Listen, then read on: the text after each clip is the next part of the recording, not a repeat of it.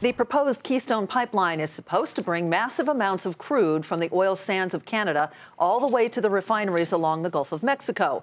But the decision on whether to build Keystone has been debated and delayed because of Washington politics. So now the nation's railroads have stepped up, posing a viable alternative to the controversial pipeline. But will it work? Jackie DeAngelis has more. The Keystone Pipeline, surrounded by controversy, a decision pending.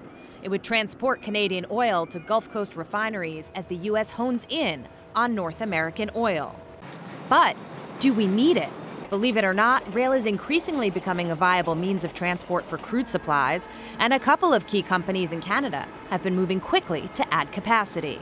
Canadian oil production just hit a record of 4.1 million barrels a day, and it's expected to grow to nearly 5 million barrels a day over the next 5 years.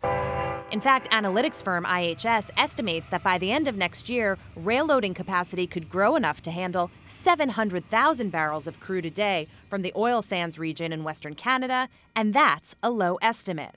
Right now, trains carry about 150,000 barrels from there. Without the Keystone Pipeline, crude by rail capacity is expected to increase substantially from about 500,000 barrels a day today in Canada to over 1 million barrels a day by the end of 2014. Compare that to Keystone. The project, if approved, is designed to carry about 830,000 barrels per day. So similar amounts of oil can move via pipeline or rail. But how much will it cost? And is rail shipping cheaper than the pipeline? Industry data shows that shipping oil domestically by rail is about $4 to $5 more expensive per barrel than by pipeline. And shipping oil by rail from the Canadian oil sands to the Gulf Coast, well, that would be about $7 or $8 more expensive per barrel. But still, it offers an alternative to move crude around. Critics of the rail build-out raise safety concerns like the fatal accident last summer in Quebec. But proponents say pipelines have their safety issues too.